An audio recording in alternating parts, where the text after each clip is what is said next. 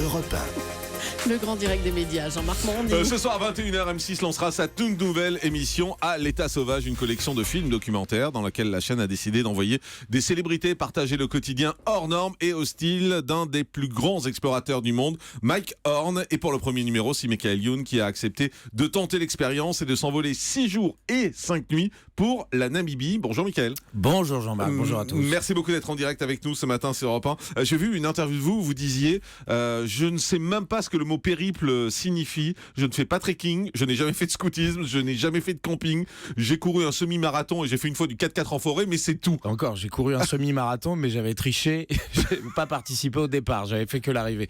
Non, tout ça pour dire que j'étais absolument pas équipé pour vivre une telle aventure, même si je me suis beaucoup entraîné, même si on a fait des batteries de tests pour que tout se passe dans des conditions de sécurité. Bon, il y a pas de risque zéro, mais en tout cas des conditions de sécurité maximales. Mais qu'est-ce qui fait qu'on dit oui alors ? Faut être un peu con. Voilà.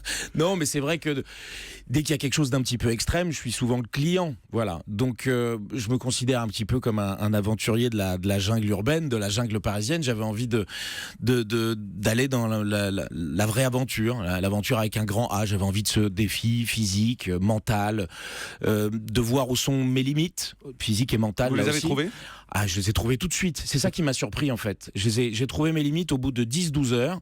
J'ai tapé dans le rouge tout de suite. Et puis en fait, je me suis rendu compte qu'on n'a pas vraiment de limites. Ça veut dire quoi, taper dans le rouge ?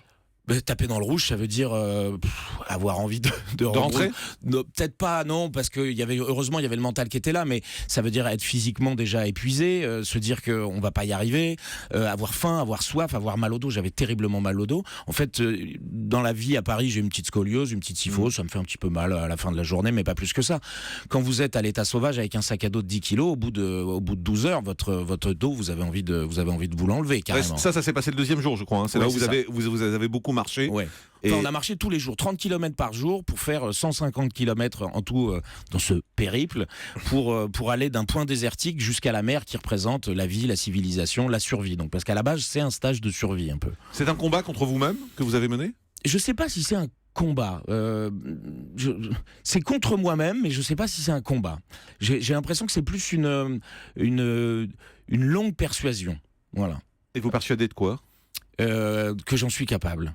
Voilà, que vous êtes capable de faire ça, que je suis capable d'aller au bout, que je suis capable d'être fiable, d'être solide, que cette volonté que j'ai dans la vie de tous les jours à Paris, dans le métier que je fais, c'est pas une volonté qui m'est tombée dessus parce que je fais ce métier. C'est aussi une volonté parce que je l'ai profondément à l'intérieur de moi. Voilà. Quand on parle de cette émission, beaucoup font référence à Rendez-vous en terre inconnue sur France 2. Or là, c'est assez différent parce que là, il y a une vraie épreuve physique. D'ailleurs, depuis tout à l'heure, vous parlez beaucoup du physique, alors que quand on reçoit tous ceux qui font Rendez-vous en terre inconnue, ils parle beaucoup plus du mental et de cette relation avec les tribus, avec les gens qui vont voir. Là le physique vous a beaucoup marqué. Alors, en fait. Il y a aussi du mental. Il y a aussi du mental.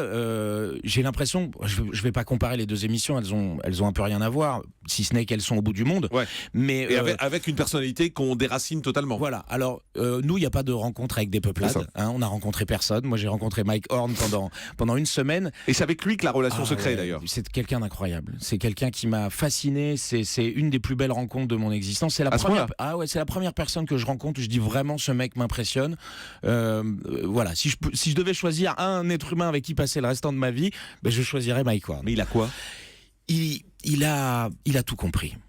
Il a compris la vie, il a compris le bonheur, il a compris l'harmonie, il a compris la simplicité, qui sont des choses, aussi bien vous que moi, Jean-Marc, que nous ne connaissons très très peu. Très très peu. Voilà. C'est quelqu'un qui, à la question « Est-ce que tu es heureux ?», te répond en te regardant dans les yeux « Oui », et tu sais que c'est vrai. À la question, et vous, si on vous pose la question aujourd'hui, qu'est-ce que vous répondez ? J'essaye d'être heureux, mais c'est un combat. Vous parliez de combat tout à l'heure. C'est un combat dans notre société avec qui est complexe, avec les métiers qu'on fait. Tout ça, c'est très complexe. Lui, il a tout compris. Il est heureux. Ça passe par beaucoup d'égoïsme, son bonheur. Ça passe par abandonner sa famille pendant 2 ans pour faire le tour du monde. Mais quand vous le voyez marcher sur les pistes namibiennes avec son couteau, son bâton. Et alors oui, il y a un côté effectivement peut-être un peu. Mais ça fait rêver 5 jours. Démago de dire ça. Ouais, mais c'est ça. Ça fait rêver 5 jours. Est-ce que vous serez capable de partir 2 ans ou même 1 an sur les pistes en abandonnant votre famille ? Non. Non. Maintenant, je pars 3 mois avec lui. Je pense que je change de vie.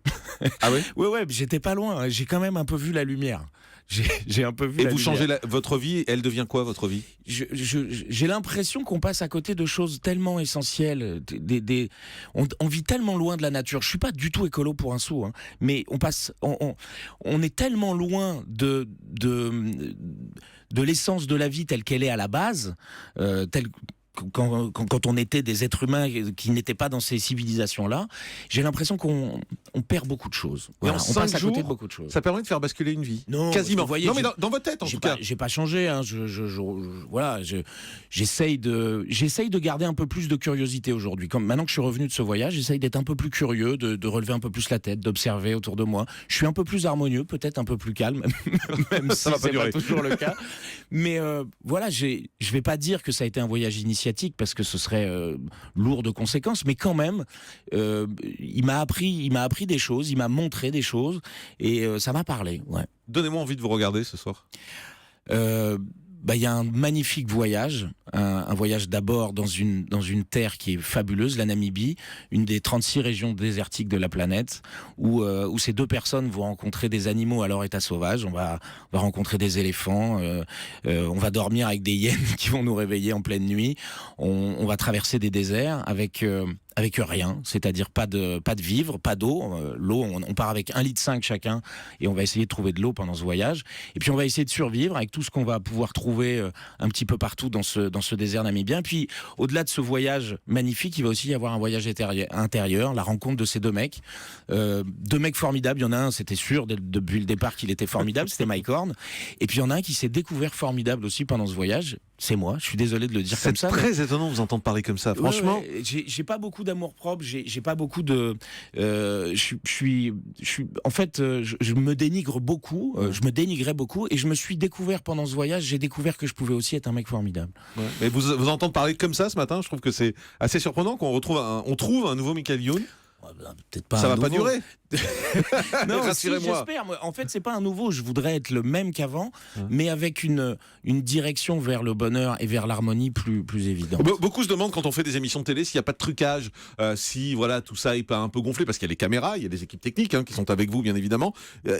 Vous rassurez les téléspectateurs là-dessus. Il n'y a pas des moments où c'est mis en scène. Alors là, où vous dites par exemple j'ai soif alors que vous venez de boire. Alors là, c'est hors caméra. l'inverse. C'est l'inverse. C'est-à-dire que non seulement le film est extrêmement fidèle à ce qui s'est passé, mais il est même en deçà de la réalité parce que les caméramans n'ont pas pu tout filmer, ils n'ont pas pu nous suivre 24 heures sur 24.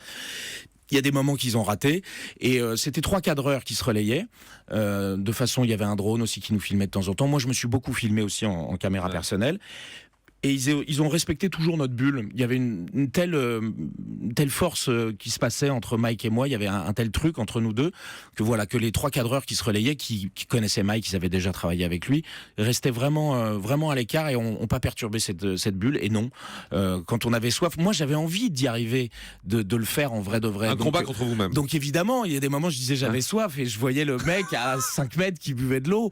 Et non, il m'en a pas donné. Non. Donc c'est ce soir, c'est à 21h, ça s'appelle À l'état sauvage. 2 questions rapides, plus médias, plus télé. La première, vous aviez parlé d'un projet de Late Show que vous aviez envie de faire, ça avance ? Ça avance pas beaucoup, mais en tout cas ça avance dans ma tête. Ça avance pas beaucoup dans les médias, mais en tout cas dans ma tête ça avance. Peut-être pour la rentrée 2018. Sur M6 ou ça n'a pas de rapport le fait que vous y soyez là ? Ça n'a pas de rapport. Il y a un moment, mais c'est vrai que c'est une chaîne que j'aime beaucoup, sur laquelle je me sens bien. Why not ? Ouais. Mais vous en parlez avec eux ou pas encore ?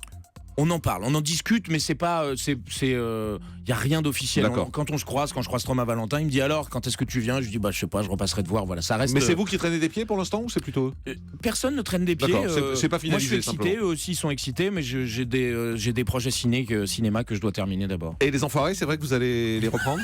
Non, je sais pas. Je sais très bien que vous connaissez la vérité. Avec Laurie Benabar. Je sais très bien que vous connaissez la vérité et que vous essayez de...